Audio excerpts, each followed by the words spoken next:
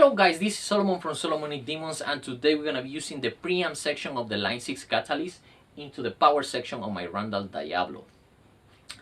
We're going to be using the same guitar that I used on the review of the Line 6 Catalyst. In the review of the Line 6 Catalyst, I only record the amplifier through the USB output and the XLR output.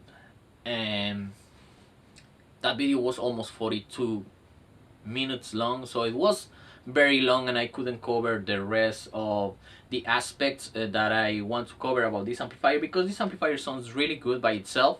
And what I mean by itself is just when you put a mic on the front, all channels sound decent that way, and even the high gain.